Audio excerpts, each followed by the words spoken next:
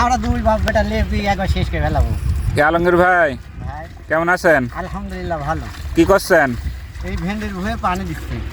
পানি দিবেন, হ্যাঁ এই জন্য স্যালো সেট করছেন তাই তো? হ্যাঁ বাহ, তো পানি যেমনই হোক ওই কলের মধ্যে ঢাললে পরে চাপ দিলে পানি বের হবে। দেখি সিস্টেম কেমন। এই যে শুরু হয়ে গেল। কতক্ষণ লাগবে আলমগীর ভাই? 2 মিনিট 2 মিনিট সময় লাগবে।